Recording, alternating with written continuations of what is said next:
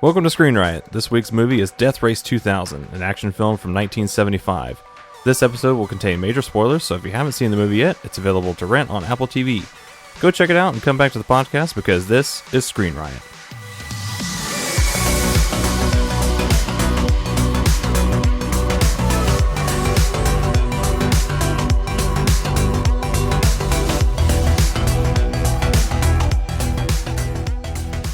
Welcome to Screen Riot, the podcast where we review movies chosen entirely by fate. If you're having difficulties finding movies to watch, then this is the podcast for you. I'm one of your hosts, Justin, and alongside me are co-hosts Eddie, Kyle, and John. And each week, one of us spins the wheel of fate, and the host must pick any movie from that genre. If you'd like to see all the movies that we've reviewed so far and how they've ranked, visit ScreenRiot.net and take a look at the movie ratings page. At the end of each show, we'll spin and see what next week's movie is going to be, so that you can follow along at home. And while you're at ScreenRiot.net, make sure you head over to the support page to see all the different ways that you can help support the show. Because Eddie wants shipments of Bang energy drink. Yes. I kind of do. Yeah? I mean, if you guys are willing to pay for it, I'll definitely start, really enjoying them. Getting having amped. more than one a day, Everything was fine until he drank the Bang. Eddie, Okay. Thank you. He's such a friend of Howard mine. Cosell. Yeah. So Yeah. speaking of, the movie that we're taking a look at this week is Death Race 2000. Are we really going to call it a movie? Yeah. Yeah. Yeah, it's a movie. It's a movie. It has a beginning, a middle, and an end, and credits. It was filmed on celluloid. On what? Celluloid. Celluloid, yes. I don't know what the first word you said was, but it wasn't celluloid. That was the Bang talking. it was celluloid? It was filmed on celluloid. Celluloid. I liked it. It was on celluloid. So Death Race 2000 is 1 hour and 20 minutes long, rated R, and was directed by Paul Bartel. Yes. So I looked this guy up because I actually never heard of him before. He hasn't really done too much more of note, really. There is one thing that did catch my eye when I was looking at his credit page, which I found kind of interesting. So Death Race 2000, he wrote this, or he was one of the writers. Okay. And he directed it. And this came out in 1975. Right. Well, in 1976, he wrote and directed another movie called Cannonball! Huh. That is not Cannonball Run. Right. Yeah. It is a different movie. However, if you go and look at the description and you go look at clips online and look at the trailer and all, And some of the actors. and some of the actors, it stars David Carradine, Yes. who drives across country. It is the baby. If It's the the movie's child Death friendly, Race, I guess. yeah. If the movie's Death Race 2000 and Cannonball Run had a baby, that's what Cannonball! Is.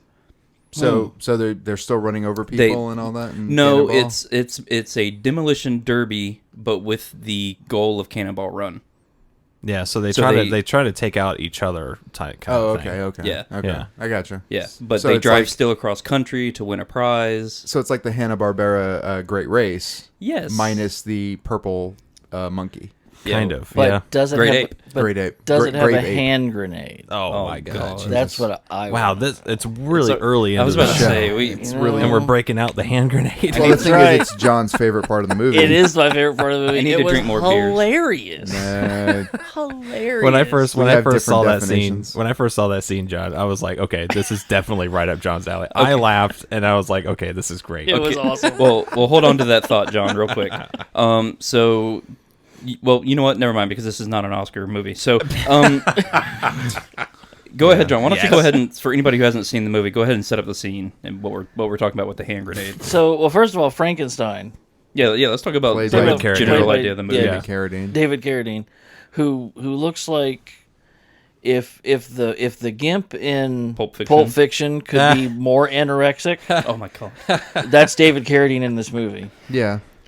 And I agree with And that. I didn't quite understand this one. Did was he put all back together like Frankenstein, or was he just another person? No, I think it was it's, just it's all propaganda. Myth. Yeah, Okay, story. it's Okay. all propaganda. So he's a different person. So for the explanation of this, I'm going to go to the Death Race remake because they explain it better than they explain it in this movie. That's Okay, all I'm I have saying. not seen the remake. Neither It's have I. okay. Yeah. It's not great. It's not. It's not Jason great. Statham, Jason right? Statham, Yeah. yeah. But in that movie, Jason Statham is a regular guy who happens to be a race car driver who gets framed for murdering his wife and gets sent to prison. When he gets there, the warden needs a new Frankenstein. And that's why she brought him to the prison to make him the new Frankenstein. So in Death Race 2000, what's happening is that there's this racer named Frankenstein, quote unquote, but he explains it as he was born or grown or some shit in a government camp. Yeah, he was trained for it. To be a racer. So there are a whole bunch of kids essentially being raised to be these racers, the race car drivers,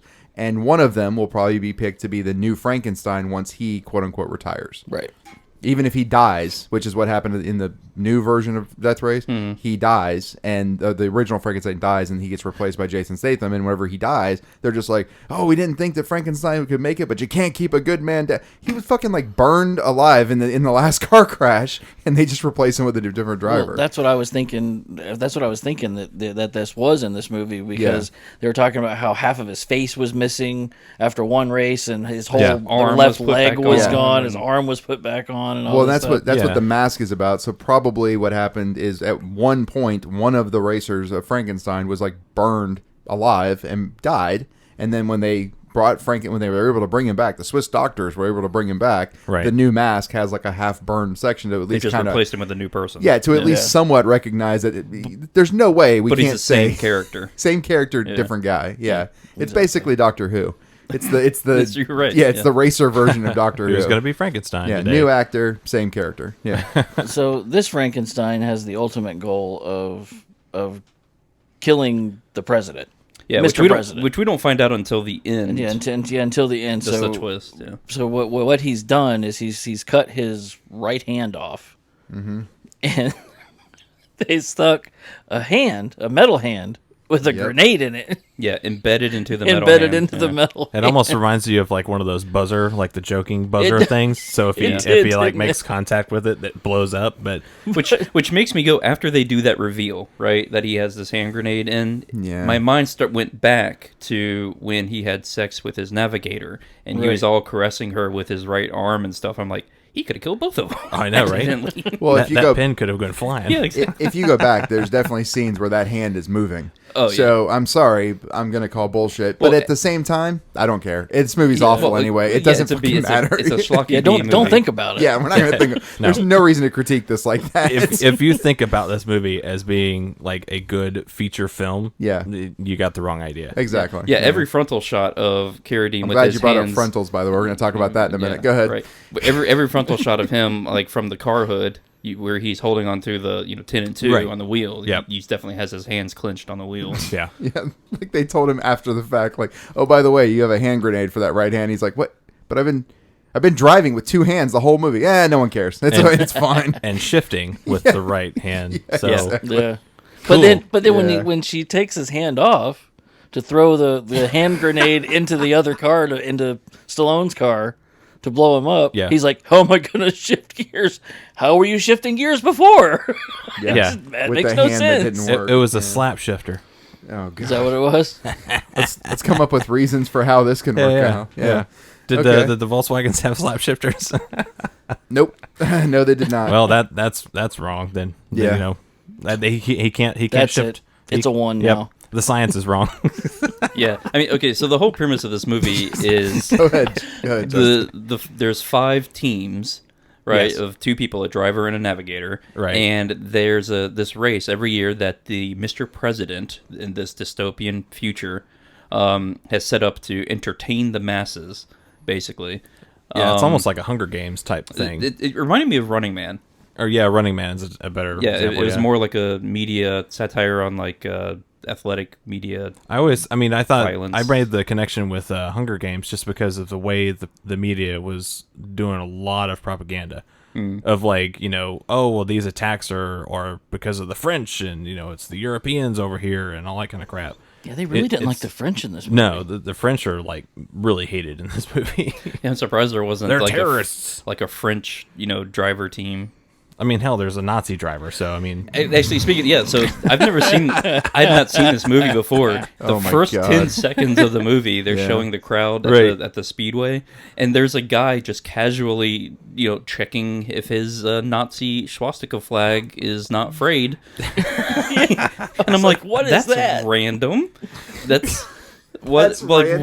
what is that about? That was your thought? That's Oh, yeah. random? Yes. not That's super racist. What kind of dystopian future have we made here? Is it like The Man in the High Tower? No, it's not, Justin. It's far less interesting. Which is a great show. Yes, it is, but no, this is not that. But yeah, no, yeah, they show that, and then that's when they start introducing the themed teams, basically. And then, so one of the teams is the German buzz bomb V1 rocket. Like That was a really cool car, though. I liked it. Yeah. Well, it's a Carmageia. Well, yeah. Yeah, it's a Carmageia that's been stripped down. Well, Weren't Carmageia all of them, except for one or something? No. The Carmageia body is actually mostly still there. It's got the round headlights and the round nose cone and all that. It's just a fucking nice car. But weren't all the vehicles, except for like one or two? Yeah, but as far as the racers go, I think they were all Volkswagens, except for, I think you said there was one Corvair, which is also a rear-engined car. Yeah, right. And, it's a 2-liter, I believe 2-liter or 2.2-liter car. But yeah, they mostly, I think they went with the rear-engine cars, especially Volkswagens, for multiple reasons. One of them, all of these are kit cars, except for that Volkswagen. They're all fiberglass bodies that you can modify to hell and back, and nobody gives a shit. Oh, I thought it was just to balance out all the ridiculous shit they were putting on the front of the car. No, it's literally bullhorns and all those cars are like made of like fiberglass. So, I mean, you could cut off and just re-fiberglass on a new section if you need to. I just thought that the amount of bodies that they're hitting with the front end of the car, they don't want to ruin the engine. That's the whole point of the race, is to kill people with your giant sword on the or knife Oh my on the god! front. Let's talk about Stallone's car here. Sure, let's do that. I mean, we should talk about cars and stuff. What was Machine Gun Joe Viterbo? That's what his name was. Yeah, I just call him Machine Gun Kelly. Yeah. Well, that was his character he was going for. Yeah, we were talking a little bit earlier about this. His accent that he was trying to go for. I don't know. We think it was a Chicago He accent. sounds the same. He's like Arnold Schwarzenegger. I mean, no matter where he's supposed to be from, nobody fucking knows. Like every movie, if you think about Predator.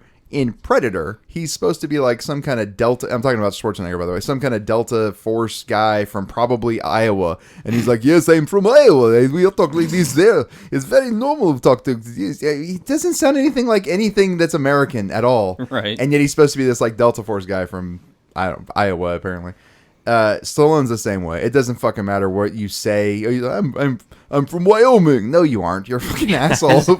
New Yorker, Philadelphia guy. His character was annoying to me. Yeah, it was pretty annoying. His accent that he was trying to put on comes in and out yes. Yep. And 3 or 4 times over the course of one sentence. Listen, what you gotta deal with this. It's really difficult to maintain stuff. You know what I mean? I gotta think about talking words and then put things together. It's fucking. What's crazy though is just a year after this film was released. Oh, I know. Rocky came out. No. Well, he must have wrote it during this. No, exactly. What's crazy about it, if you think about it, is that everybody looked at Stallone and went, "Hey, you talk like this, you're a fucking idiot. You know what I mean? He's a fucking idiot." And they made him an idiot in every single thing. And then meanwhile, he's got this punch him in the head a lot. but he wrote Rocky, and then he etc. So I mean, if you think about it, he's like, "No, I actually have this really soft side, because Rocky's a romance that just has a backdrop of boxing, and it's a coming of age. So it's a whole bunch of stuff. It just has it's very well written movie. Yeah. I think he had that inside, and instead people looked at him and just went dumb jock who gets punched a lot. Go ahead. Can't be the excuse because he wrote some of his dialogue in this. So. I was about to say that. Yeah. Oh. He probably wrote the potato line. Yeah. Oh yeah. But again, what? Some people think you're beautiful. I think you're a potato. I think you look like a. But again, I think potato. I'm gonna give him the benefit of the doubt and go, or maybe he looked at the whole movie and went, "This is shit. Here's a shitty line for you. Yeah, potatoes. Like, I don't. What am I eating right now? Potatoes. You look like potato. Like, I don't know. He might have been trying to get in shape of Rocky, so he might have been on a baked potato diet. Or maybe he was focused on writing Rocky and just went, "I don't give a shit. What are you paying me? $4? Potatoes. Here you go. That's your line." And the first time you meet Stallone, when he pulls in, everybody hates him in the stands, so he pulls out a Tommy gun and starts shooting the crowd. But Tommy gun. But not one person was killed. Nope. Yeah, we didn't. Yeah, we don't see a reverse angle of that. That was a pretty good shouldn't that count? Shouldn't that count for his kills? Race didn't start. Oh, that's true. Nah. Right. Yeah. I was gonna make a kind of a joke. It's not really a joke, but we had a death in the industry with the prop gun, which is kind of sad. But anyway. Not the time to make a joke about No, that, yeah. bro. Like, I mean, I'm willing to do a lot of things with you. Making a joke about the lady. No. That part was bad, but it's just get your act together, guys. Yeah, a little bit. Yeah, well, they're calling for reform now with the whole prop gun business and more safety standards and all that stuff. Yeah. You know, so. The safety standards are fine. You just have to follow You're the right. ones that are there. You're right, Which they didn't do. Well- Hell, who the hell? I mean, I'm sorry, but if you're going to put don't put a 24-year-old in charge of your weapons on set. You just don't do it. At 24, you're not mature enough yet. You're still a little aloof. I'm going to say this, and I'm going to say it in a way, hopefully that's not... Are you going to be offensive to me, sir? I don't want to offend you. Ooh. I don't want to offend you, but I'm going to say this. I'm going to be a little less ageist about it, and I don't really care what age you are. I just hope that you've actually done things with guns before that would cause you to pay attention and maybe not do stupid shit like take a quote-unquote prop gun and go do target practice with it earlier in the day and then possibly leave a live round in the gun to then be used on set by a guy who is extremely anti-gun in his everyday life. But when it comes to movies, well, I'll make $1 off of it, though. That'd be like saying I'm, extremely anti just about everything else. Jamie Lee Curtis is the same way. You're right, and I have a problem with these people. Like, you want to be anti-gun, but don't be anti-gun and then turn around and be like, but I'll make $1 with it. I mean, fucking assholes. Yeah, that's pretty much But back everybody to in there. Death Race, don't Yes. be anti-Nazi and then put the shit in your movies. I mean, I expect the director is he's a Nazi, right? I mean, obviously. Either that or a cowboy or... Oh, fair enough. Yeah, Or a gangster. There Or a was gangster, Calamity Jane, wasn't there? or a Pulp Fiction fan. Or he or loves something. or he loves Caligula or Nero. That's what it was. Nero, there you go. Yeah, he Nero. definitely loves Nero. I'm gonna have all these naked people on a massage table. Listen, I thought There we were you going to go. get treated for more Stallone ass 2 weeks in a row. No, the Stallone actually he wasn't gonna do the scene. Oh, that's right. He wasn't going to do the scene, and he's like, "I'm not doing a TNA scene."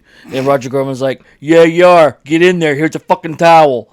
So he put a towel over his ass because he didn't want to show his ass. I'm gonna say that I can't believe that Kyle would offend us and all of our viewers by putting up a movie with so much full frontal action as it was in this movie. I was offended. I almost couldn't watch it. I appreciated it. There was so much, and it really Maybe because they were full-grown adults. they were But, they were in the movie we watched previously too, Kyle, if you remember. But Yeah. you probably don't care about that. It's okay. Those are just facts. They didn't look like full-grown adults. It doesn't matter what they look like, does it? Doesn't matter what they look like. Age it's is just a number, as John was pointing out, was saying that it was 24 was apparently the minimum age for a prop gun. No, actually, I wouldn't hire a 24-year-old. I'm sorry. so older, 25. No, Yeah. 30s probably. 30s? Okay. 30s, yeah. Okay. Well, Sorry, I you had to live a little bit in order to I'm with you. in order to have that sense of responsibility. I do gotta say, thrust upon you. I think full frontals. Roger Corman had probably 95% of his hand in this. Oh, yeah. Oh, absolutely. I don't think anybody else. I mean, yeah, you had some writers, yeah, you had a director, but those are all like, front people and stuff to put a name on it. But I would say 95% of this came from Roger Corman, just because he produces a lot of B movies Well, and somewhat cult classics. Corman wrote the first draft of it, Yeah, and the director, I forget his name. Paul Bartle. Paul Bartle. He was actually he worked with Corman for years. Oh, okay. He started out with him as an assistant director. I don't remember how many movies that they had under their belt before he was director on this one. So I just kind of from what I'm hearing, I kind of see him as like working together. yeah. I like not this, as bad as Poltergeist, where Spielberg just ran the yeah. whole. He actually was the director. Allegedly. Yeah, he Allegedly. was. I like there's a running gag in Hollywood. Apparently, it says that Corman could negotiate a production of a film by a payphone, shoot the film in the booth, and finance it with the money in the change slot. I like it. None of those things are actually positive things, though. You do Well, realize yes, that, I right? understand this, Yeah, but okay. there's a lot of movies on this list. One of them being that Ilsa series or whatever that he was a part of. That I mean, exploitation series. Really bad movies. No, fair enough. And it's like This is on that list. Yeah. Go ahead, keep going. Yeah, I get you. I mean, we're totally on the same page with this Okay, movie as okay. being. I mean, it's fun, it's entertaining, it's laughable. You have to do those things, or else if you start to dissect this movie, you'll go insane. You know how Yeah. dark this movie would have been if it would have been like a more serious tone? Yeah, but see, I like that. Like A Clockwork Orange, right? This is basically a very, very, very, very, very, very, very, very, very watered down version of A Clockwork Orange. It's got ultra violence, sex. It's got some political shit thrown into it. It's got a socio-economic and socio-political like a class satire, system class system, satire going on. Yeah, it's a watered down version of. I mean, don't get me wrong. In terms of the basic premise, nowhere near it, but it gives some of the same elements at least. I think I like whenever movies do that. Network does that. Network takes a very simple premise and goes super dark with it, and it's one of my favorite movies. Yeah. Still not a 9, but one of my favorite I was about to movies. say, is that a 4? Is there? like a is there a 7.5. unicorn out there? No, there's not one. But talking about Full Frontal for a second, though, since you brought Ilsa the she-wolf up. She-wolf.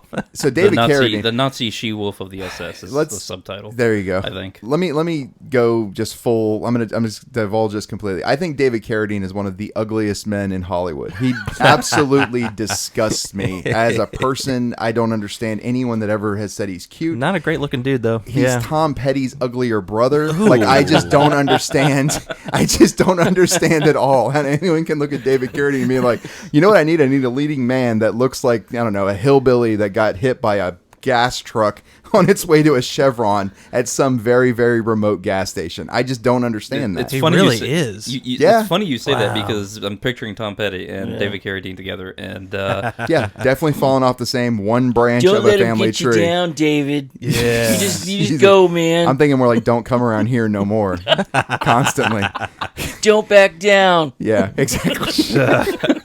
Something was free falling into his face Oh. because he's an ugly fuck. Anyhow, No. so there's Dang. David Carradine's and like problem. Oh, go 80 ahead. pounds wet. Oh yeah, Oh, I know. yeah. Well, yeah. He's like super skinny in this. I don't think I've ever seen David Carradine so skinny. Did you see Kung Fu? Because he's not heavy in I have Kung not seen Fu Kung either. Fu, He's no. not heavy. I mean, he's a very skinny dude. He's not a very thick dude, which is part of my problem. I prefer a thicker hero. I'm a Gerard Butler fan. You know what I mean? So it's like a Sly Stallone. Yeah. To be honest with you, yeah, I like big guys. What do you want me to say? If I'm honest about things, I like a slightly more muscular. I like whenever they can hold me. Anyway, so back to this. Rock fan. He's Dwayne Johnson fan. I like it when they can cradle me. Yeah, I'm the small spoon. Anyhow, Look at the little rock is- to sleep. which is where he got his like acting, like his character was from Kung Fu. oh yeah, I know. Yeah. I'm sorry. Just imagine being spooned by The Rock, and I can't get it out of my head now. The Rock from Ballers, particularly. But I back was to going to the, say Dwayne Johnson. the full frontal scene, though, in particular, is the one where the last time that they sleep together, him and the navigator. I forget her name. Yeah. It doesn't matter what her name is. Yeah, I forget her name too. Annie Smith. She's laying on the Yeah. bed. Yeah, Annie. She's laying on the bed, and he comes over with his like Alice Cooper wannabe sweatsuit thing and unzips part of it, and she's laying there, and there's boobs and stuff, and there's almost his crotch, and then he like pretzels her on the Oh my bed God, basically yeah. and folds her in half. My back was hurting just watching. That him was a do that to her. chiropractic adjustment. It was the most uncomfortable looking thing. Yeah. I felt bad for her. I was like, oh, that looks painful. And then he kept going. Like the scene goes on for like another 2 minutes. Being And I'm on the watching- road for so long, it tightens up your body. I almost wanted to see.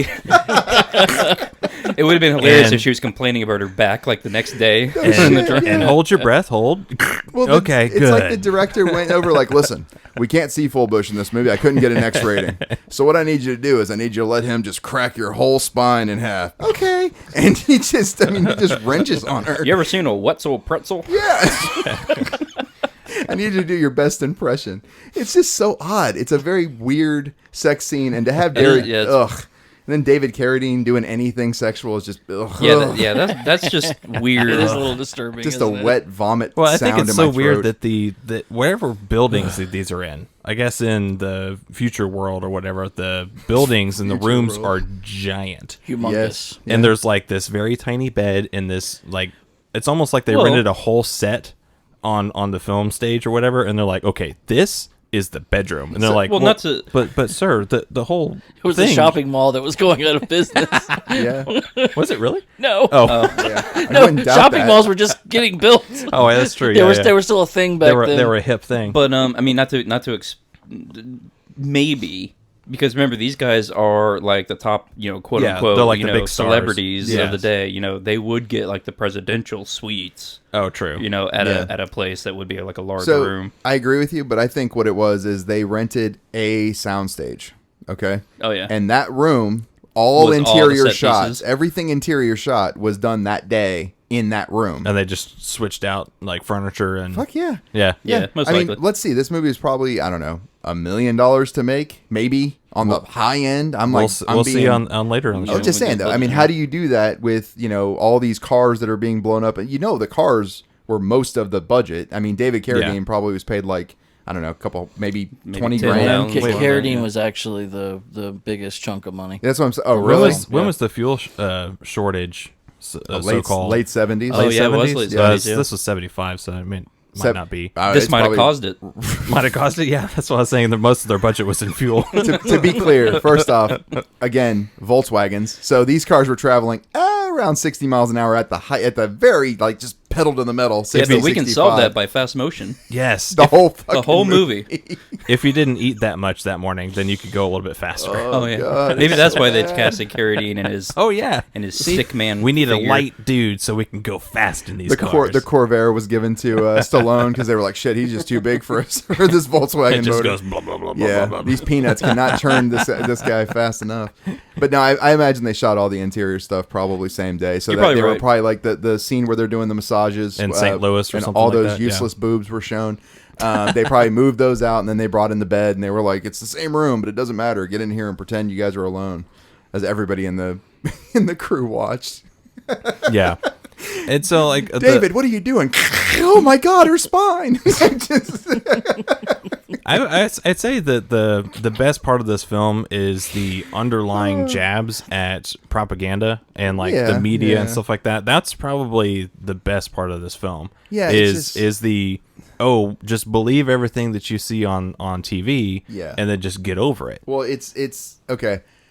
So when you're talking about 75, right? Tail end of like the Vietnam War, tail end of being able to essentially use the media to say whatever it is you want to say. So for instance, we see these people get killed in the movie, in real life, quote Right, unquote. yeah. And then the media is spinning it and being like, oh, actually Calamity Jane didn't die. She made it out of there. She's actually on her way. But we saw the exact same thing in Running Man. And in some ways we saw it better in many ways in Running Man. This notion of... Oh, in the 80s. Yeah. Late. I understand, Kyle. I'm not trying to... No. I Yeah, know. yeah. I was just wondering like who did it first, like who copied. Oh, who, no. Death Race or definitely did it. whatever, yeah. Well, there's movies that did this Well, I know. even prior to that. But Yeah. but just that idea of what took place and then the media's use of that. But that was kind of my problem with this, is it didn't really stretch far enough. There was, however, one interesting comment by the grandmother, I think, or the grandmother of the navigator, the one who Yes. was the resistance The leader. resistance leader, yeah. Yeah. At the end, Thomasina Paine. Paine. there you Yeah. go. Yeah, Thomas Paine's. Oh God, Great granddaughter or some shit. granddaughter or something, yeah.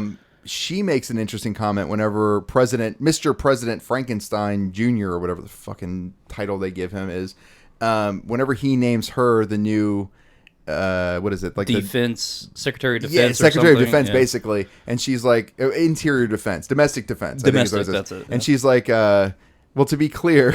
Oh, I I'm laughed now- at that too. Yeah, she's like, to be clear, I'm now the new head of defense and all that kind of stuff, and we are very much against the rebels and resistance, and we will not will it's not like- be kind to any resistors. We're going to come down like a hammer. Yeah. I was like, holy shit. Yeah. Like, that flipped really quickly. Yep. But All it took was her a raisin position. Well, exactly. I mean, she basically becomes part of the regime Part change. of the And system. if you take that idea and you apply it to the politics of 2021 and people who go, who were 10 years ago free speech people, right? Now those people are saying, well, you can't have free speech because you might think wrong thoughts. And it's the same notion. It's just it was interesting that they put that in there. Yeah. That part I did like. I did Yeah. like that. And I do like the car that he goes away on the end, even though, again, it's just a kit car. But I did like it. So did you guys see the twist at the end where Carradine switched the GIMP costume with Annie? Yes. And all you saw that coming? I didn't see it coming, no, but I did see the switch. But I noticed that when she was walking up the stage, I was like, oh crap, this is actually her walking up the stage. I'm like, but why is it her? Yeah, I knew something was up whenever they pulled up to the stage that for the Mr. President was on, Right. and Frankenstein reached up with his right hand and grabbed the center top bar of the car. And I'm like, wait a second, he doesn't have a right hand. So I knew, I'm like, okay, she must be in his. Well, now that you mentioned that, they do a close up of her quote unquote her right hand when she's coming up the stairs, and she has that little like little knife, that little pocket knife or whatever. Yes. That's in her right hand. Yeah, which I thought was a terrible weapon, just because it's like, okay, you're gonna go and assassinate this dude with a what are those small pocket knives, that Swiss Army knife? Yeah, that's what it looked. Yeah, that's what it looked like. Yeah, like, wow, that you got balls. Well, she had a job to do. Yeah, I guess so. I have a guilty scene that I laughed at, and I'm probably going to go to hell for. Was it the sex scene where he twists her into a pretzel again? No. Okay. Was it more than the grenade? Yes. Oh, wow.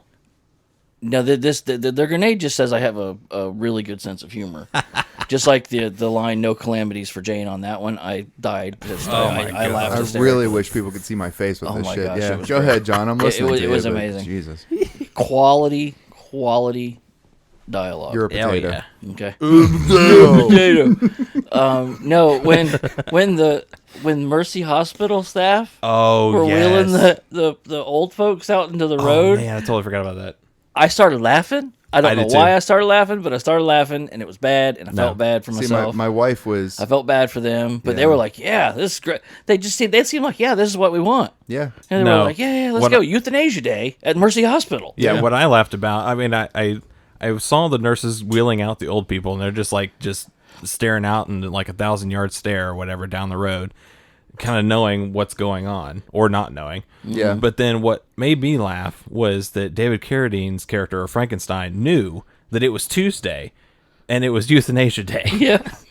That's what made me laugh. I was like, oh my God. And he's like, yeah, it's Tuesday, it's Euthanasia Day. And I'm like, oh God. Yeah, it's a national holiday. Yeah, it's like, jeez, this is crazy. But hold on. I don't think that it's I don't think that it's necessarily just Tuesday at Mercy Hospital. I think it's because the race is going on. Right. It's the second day of the race. But just those two pairing together was hilarious. See, my wife was watching it with me up until around this point, and she was like, "This movie's awful." But I was like, she's like, "What the hell are they doing?" And I was like, they're offering them up to be killed. It's euthanasia. They probably elected to do it. And then he goes, yeah, it's euthanasia. I was like, well, fucking just state everything that has to be explained in this movie. I was like, come on, you guys are killing me with this. That's funny because I did the same thing. Because, did you really? When I was watching it, they were explaining the point system. Yeah. And I was like, oh, well, just go through a playground, go through a hospital, whatever. And not 10 seconds after I said that in my head, go through a hospital, they did the whole hospital euthanasia thing, moving the old people out there. I'm like, oh yeah. And I don't understand the point system. The point system to me is backwards. Yes, exactly. Unless they're saying, okay, you care more for the elderly, so therefore they're worth more points, but then they move slower. Exactly. So they're easier targets. Yeah, they should be less points. Exactly. The babies were the highest. Yeah, so they said that, to recap the revisions, women are still worth 10 points more than men in all age brackets. But teenagers now rack up 40 points, and toddlers under 12 now rate a big 70 points. The big score, anyone, any sex over 75 years old, has been upped to 100 points. So there's a reason for that. Yeah.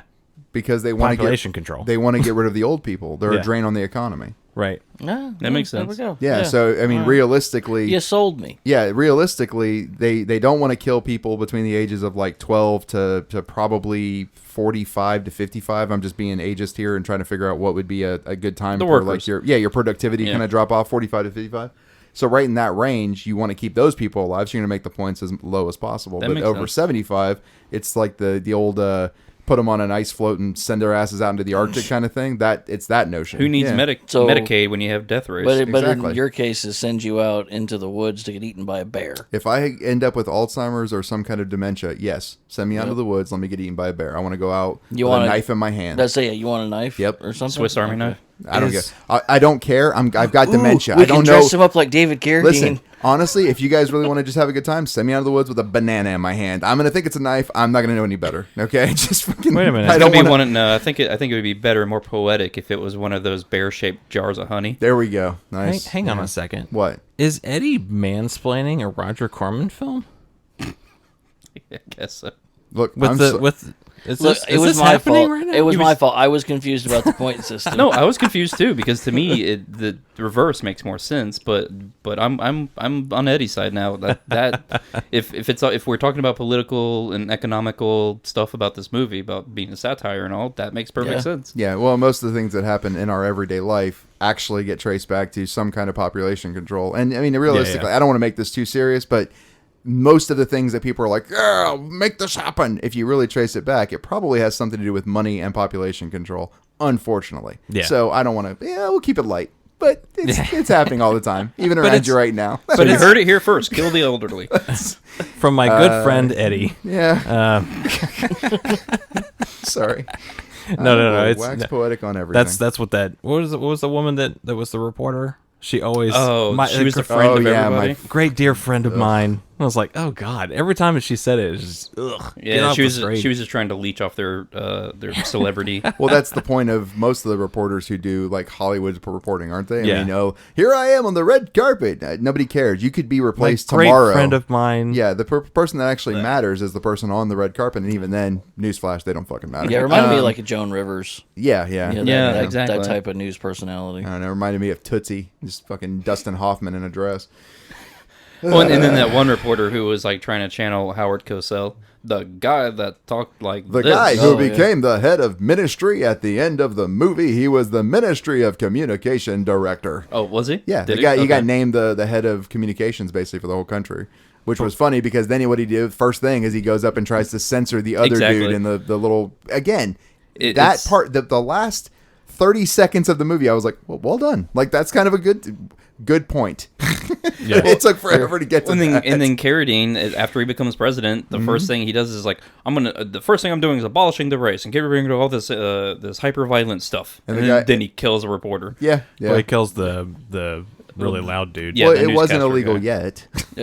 You're right. He hasn't signed anything. Now that being said, he did have a good point where he's like, I want to bring back the seat of government to this country. No longer should the seat of government be foreign. And again, there were interesting points made in that one scene.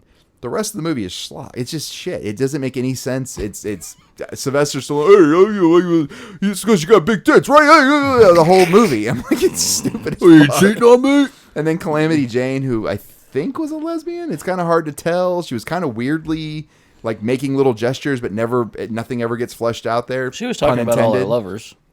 She was, but then with the ladies, there were a couple of ladies that she was kind of sneaking up on too at a couple points. Well, just a little bit. Enough that it was like, oh, what's happening there? Nothing. She's flying off the... Oh, God. Gotta say this real fast.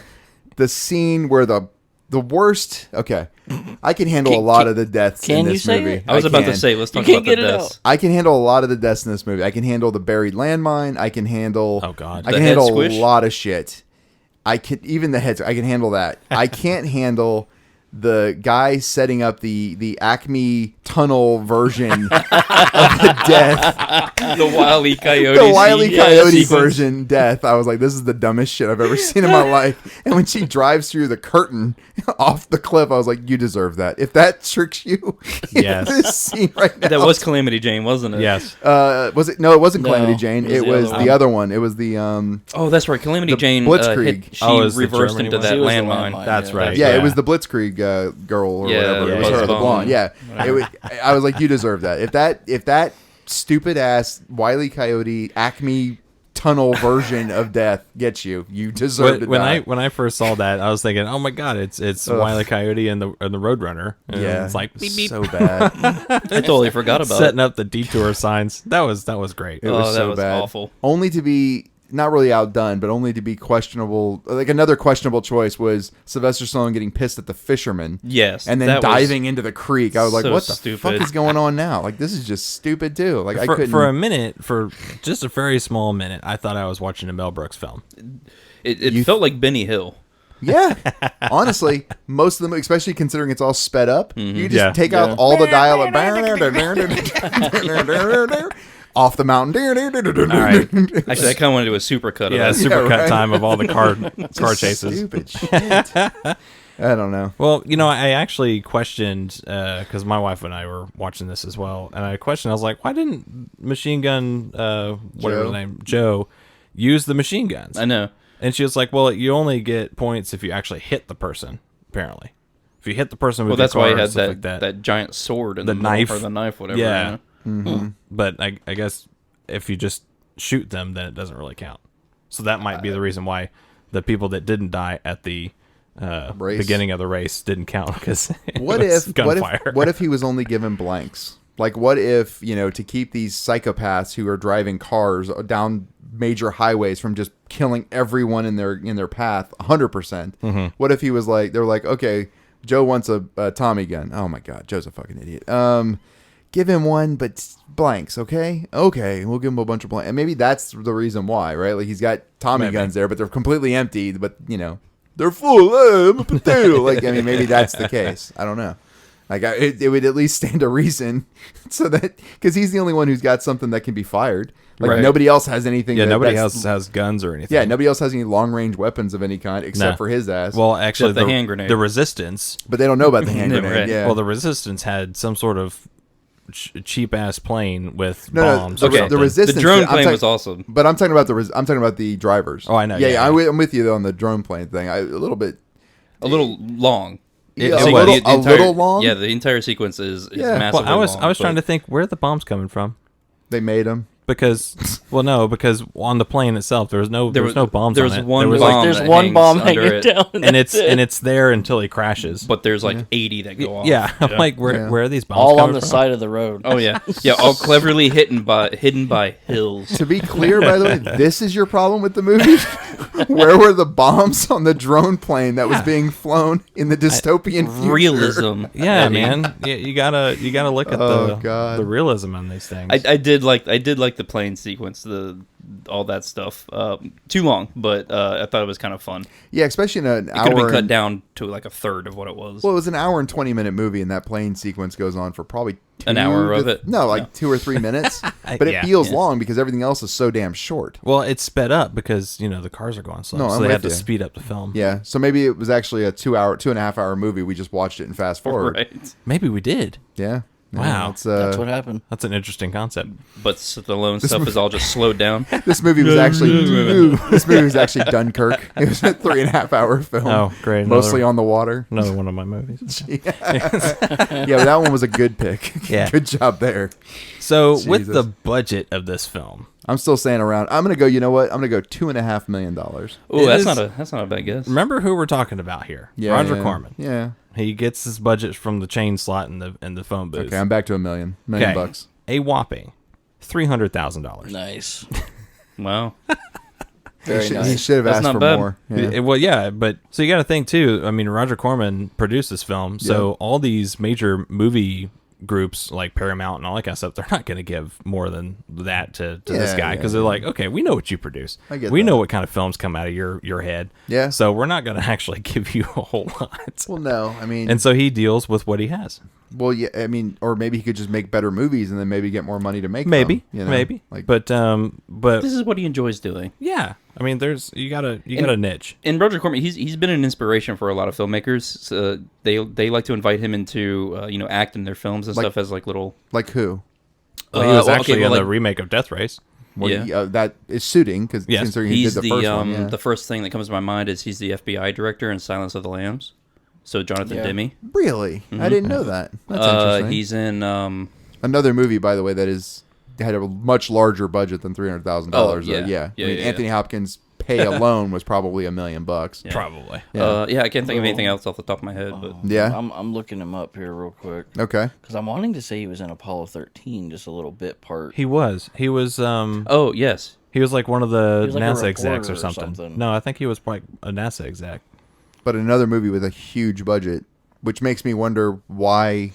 Okay, I'm not saying that. well, these are just acting bit parts. That He's a been well-liked in. guy. Yeah. That's the thing. Oh, is he liked? Yeah. Well, like I okay. said, he was an inspiration to a lot of filmmakers growing up in the '70s with these. I get it, these but- kind of schlocky B movies that they'll go when they're kids. They'll go. Okay. They'll go watch Death Race. Fair enough. Fair enough. Fair He enough. played a congressman. In Oh, as Apollo a congressman? 13. Oh, okay. Yeah, because he's the guy who said, what do I tell my constituents? Why are we continuing to go back to the moon? Isn't okay. it, Well, but This, I mean, that, the like, other, as an example, like I like Justin, right? And I might invite him to be in my movie, but I'm not going to point to him as like how to dress. Like I'm not going to say, like, oh, you know, all all the times I ever thought about getting dressed, I looked to Justin's wardrobe. No, I'm not going to do that. But I like him I as don't a even look at person. my wardrobe. Yeah, exactly. But I like him as a person. I mean, so I can understand them wanting to put him in the movie because he's a nice guy. But I wouldn't say an inspiration for my movie making was this guy who made really shitty movies back in the 70s. Well, okay, so obviously there weren't a whole lot of great movies back then. What? No. Are you talking about?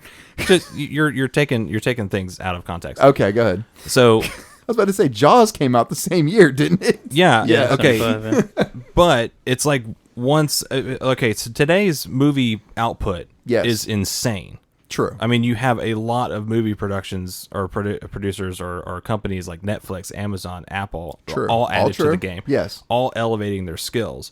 Now, back then, it was maybe once or twice a year you maybe saw like a really good movie, Okay. right? I mean, so Eddie's never seen a really good movie. that's true. They don't exist. I mean, they did start ramping up in quality around the 80s and 90s. Yeah. So back then, it was the quintessential grindhouse type things, cheaply made. Let's just put them out there. Let's entertain. It was not necessarily something that you would go, oh yeah, that really made me think. That was really great. But it was just hey, let's go out to a drive-in and watch a flick and waste some time, and maybe listen. just make out in the car or something. I'm not saying I disagree with They you. were but all I- background noise. Let me say this. I'm not saying I disagree with you 100%, but I definitely disagree with you like 50. Because, I mean, 2001 A Space Odyssey came out, I believe, before this movie? Okay, like I was saying, Yeah. those movies Yeah. weren't popping out every Friday night. Okay. Right? Yeah. So they weren't yeah. coming out every week. There wasn't a Jaws, there wasn't a 2001 Space Odyssey every single week. There wasn't a blockbuster every single week. So they Okay. had to fill in. There's a lot of these out there that were made as like fillers. Okay. Of just going to the drive-in as background noise. Well, like, Network was 76. Network's a But fucking in- amazing like movie, 19, in 1975, Corman produced 9 films. That's a lot of freaking That's films, a man. lot of films. He's playing the long game, dude. No, he's not. He's going for quantity He's, over he's quality. doing shotgun approach shit. 10 and 76. One of these sons of bitches will be good. He puts a script in a shotgun, shoots it out, and then he Hey, makes a movie. I would much rather sell, 100 of one thing than, one of a really expensive thing. Yeah. Okay. But that's Okay. just No, me. I hear you. I hear you. Padding his retirement, baby. Oh yeah. I mean, look at. What year did Patton come out again?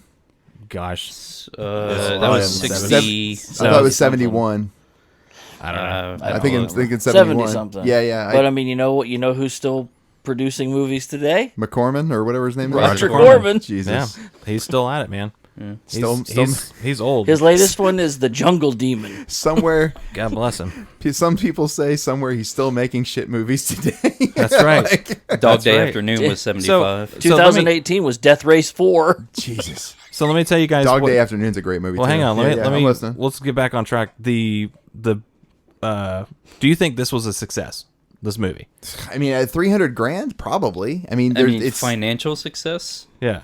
yeah, over 70 years. I mean, or 50 years. 50 years. Wow. Sorry, my math was off. Is that what we're looking at? Is like total gross? I or- think it's a net. Yeah, it's like gross worldwide. Yeah. Oh, over then 50 yeah, years. because Yeah. this is becoming like a cult kind of thing. It kicked off that whole 70s/80s like race around the country Oh yeah. movie. Yeah, It Cannonball Run. started. Run, It yeah. started. Probably. It probably has. I don't know. 12 to 15 different types of remakes slash.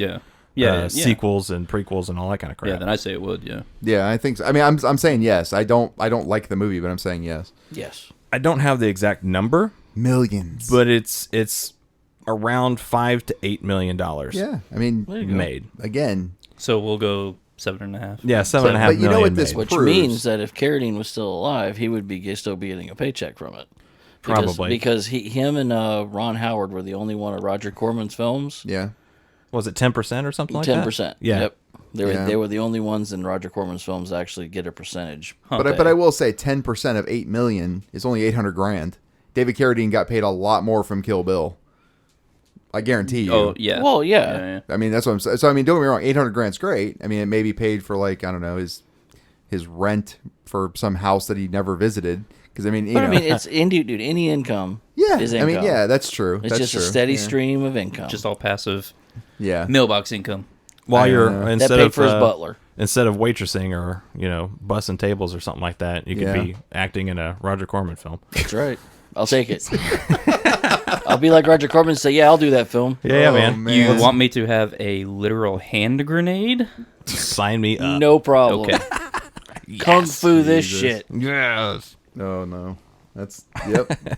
So what are the ratings on this, Justin? Do you got that? Yes. Okay. So the ratings for Rotten Tomatoes, I'll go critics first. So they give this an 81%, and the audience gives it a 64%. An 81? An 81 for the critics. Wow. Yeah. That's I interesting. didn't see that coming. I didn't either. I thought it would be lower. Actually, I thought it'd be closer to the.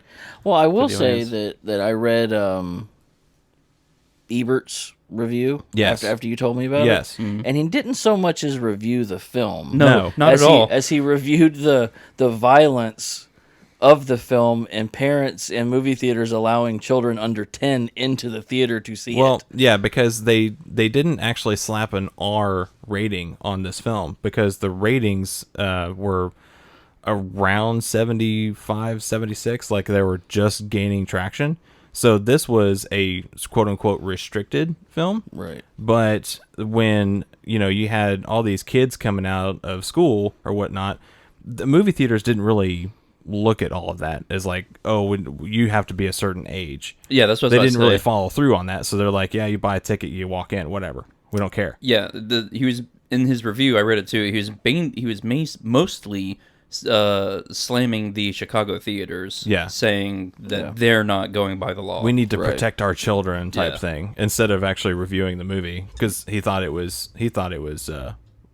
gross and What did he too give it? violent Do you- and everything. do you remember? I think Thumbs down. I think it was a 0 out of 4. Well, no, but back then it wasn't just stars. It was just thumbs up, thumbs down Oh, okay. thing, I gotcha. and it was a thumbs down. Yeah, Interesting. which makes sense. Yeah. Well, Kyle, since this was your movie, you get the pleasure of reviewing Death Race 2000 first. Yeah, so with these types of movies, I don't really look into it too deep because, like I said before, if you do look at it too deep, you'll go insane of going, this is just horrible. But if you look at it for what it is, and you look at the team behind it, you're like, okay, it's a drive-in movie. It's something that you pay 50 cents or $2 to walk into. And if you don't like it, then okay, you're not out too much money. But if you do, you got a story to tell. But I would say I'm going to give this, just because of an entertaining value, I'm going to give this a 6.7. Okay, a 6.7 for Kyle. John? The movie's over the top with the car designs and the characters. I have a feeling this would make a great graphic novel. Yeah. I would like to see this in a graphic novel form. It is kind of violent, but not via not compared to today's violent standards. Yeah, sure. Right. But I enjoyed watching it. It kept my attention, and the story itself was on the weak side, but the movie did keep my attention. And Roger Corman's obsession with TNA, Kept as your I say in attention? almost every movie that has a bunch of TNA and it isn't necessarily necessary and slightly overdone, but at least it is kind of tasteful with the pretzel. I mean, it's like not many people. I was pleasantly surprised with that scene because she could really move. She was really bendy. Thanks for making it not awkward. I John. just did that for you, Eddie. Jesus. I just did that for you.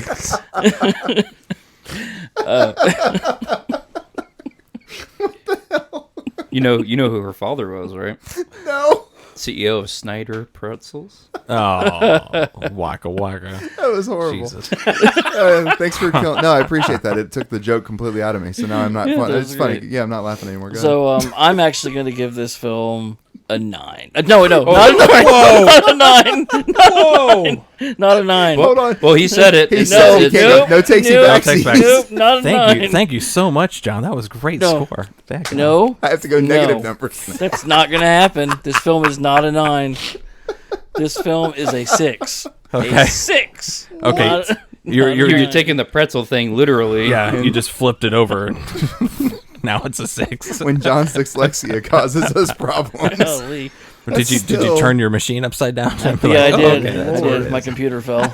Oh, jeez. Oh wow. Yeah. So I enjoyed this movie. I think it's a fun watch. It hits that right schlockiness B movie for me. I think everybody here knows I like to watch B movies, so this hits up that alley. Things I don't like about it, the fast motion stuff all over the place. Yeah. Sylvester Stallone was annoying. Some other things. What are you talking about? Yeah. You're a potato. Sorry, but the blood in this was terrible too. Oh So yeah, anyway. yeah, it was. Yeah, the special effects were of low quality. You just gave it a 6-7. Yeah. It's because it was entertaining. Yeah. I liked it. Go ahead. And the guys. body count was 33, by the way. Yes. They took advantage of the Technicolor. Yes. Into Oh, the for blood. sure. Yeah. Oh my god. So I think we didn't even talk about the music. What But are you guys talking about? I think the energy drink has caught up. The bangs I think kicked so. in. So confused right now. You guys are just... Hold on, am I being punked? Like that's what's happening? You guys decided before the show to punk me? you haven't heard my score yet. It might be a 9. No, I mean, I think the problem is you banged yourself. Oh. Go ahead. Anyway, go ahead. Finish. Take it home, buddy. Go ahead. Oh my You better come in God. real low. I can't possibly come in low enough. Like I can't. Oh, hey, I mean, Listen, it's subjective. It was I enjoyed it. It was in focus. I'm going to give it at least a 0.1. I mean, That's- it was that's in true, focus. yeah. So go ahead. I guess that's worth a point. Yeah. No, it was fun. I could see myself watching this again. I'm gonna give it a 6.5 actually. 6.5? Yeah, 6.5. Okay. So it was neither satirical enough, nor violent enough, nor sexual enough, nor funny enough, nor number of other things enough to be taken seriously in any one of those categories. If they had gone in and just for like, it's going to be just Waka Waka, Mel Brooks, Benny Hill style, I could actually respect it slightly more because I'm like, okay, it's just a stupid fucking movie. If they were full satirical and gone like fully dark, I could I could respect it more. I don't like David Carradine ever. Like, there's never a movie I've seen with him in it where I'm like, oh, it's David Carradine. Like, never. Like, I don't have it in me. Even Kill Bill, I'm like, he's the worst part of Kill Bill. Like, I agree, actually. I just can't stand the guy. He's just is not a good actor. I'm thoroughly confused by him as an actor. And I'm sorry, but if you ever watched the Bruce Lee story movie, he stole fucking Kung Fu from Bruce Lee. Kung Fu was supposed to be starring Bruce Lee, and instead David Carradine got given the role, and they were like, wait, what? The white guy? Like, what just took place?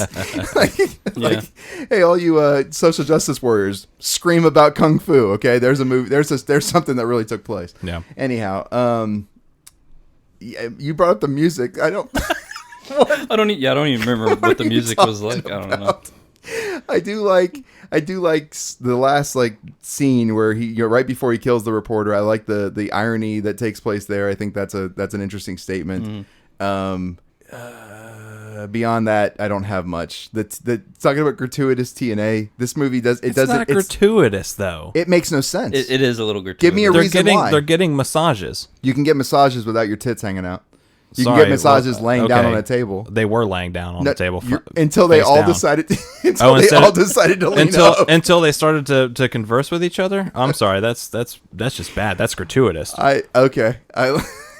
Anyhow, beyond that, I don't have much positive about it. I've seen this movie 3 times, and every single time I see it, I'm like, I'd never again. And that's where I'm at with it again. Never again. And on this show, at least, I get to hammer that feeling home. Yeah, never again. So for me, it is better than Devil's Reign. It is better than Devil's Reign. So it's a 0.8. 0.8. right. Because Devil's Reign was a 0.7. I'll get that. There you go. I'll give you that. So with Eddie's 0.8 added, It's still going to be Makes like it a a 5. far- it Yeah, makes it exactly a 5. Yeah. Yeah. Makes it a 5. All right, cool. Which is just That's perfect. utter insanity. It's middle of the road. It's B movie. That's pretty much it.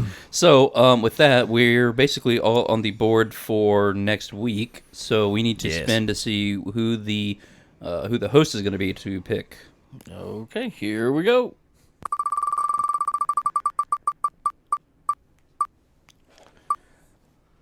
Kyle. Yes. Here we So go. hold on. So are you gonna pick Death Race remake? Well, it's not a film noir, so Let's see what the genre It's- is. wait, yeah. film noir is still on here, right? Yes, it is. Oh, And- yes. Of course. Yeah. The fucking damn dead it. is the dead Well, I genre that don't- we have. I don't want film noir because I want Eddie to be a film noir. I want him to pick a film noir. I'm going to say this. It's a dead genre. Yeah, the okay. movies can no longer be made. They stopped in 1950. What, But they Kyle? still exist. Yes, but they still exist. They There's still exist. a whole channel. TCM is dedicated. Not to film noir. They're dedicated to classics. The Classics, Dirty Dozen yes. is not a film noir. I've watched The Dirty Dozen on TCM. Yeah, but I would say the majority of them are between the 40s and 50s. Well, let's see That what we're doesn't picking. mean that they're all film noir. Anyway, They're 40. go Oh ahead. my God. Go ahead, John. All right, here we go. I want to pick Lamb. Swear to God, if it's film noir. It's film noir. Oh, mother. Come on. Are you serious? I am serious. I quit this show. Listen, next show I won't be here, guys. It was good hanging out. Thanks, great. Patreons. Love you. Mean it. Huh. What are you Well, picking? I Kyle? do have All the scores immediately go up. Tune Probably. in next time. Actually, I think it's actually the top-rated film noir on IMDb, so it can't be that bad. It's called Sunset Boulevard. This actually, it's directed by Billy Wilder, which you really like Billy Yeah, I Wilder. love Dustin. Billy Wilder. Yeah. It's about a screenwriter that develops a dangerous relationship with a faded film star determined to make a triumphant return. Nice. So. And I like I enjoy movies that are like based around like the movie industry and Yeah, kind of like a Stuff. behind the scenes type thing of Yeah. how actors act in their daily lives. yeah, I like little movies about the movie industry and all stuff. So if you want to join along at home, go and check out justwatch.com and look up Sunset Boulevard. You can see all the places that you can either stream or rent it, and meet us back here next week where we review Sunset Boulevard. See you. See you. See ya. Later.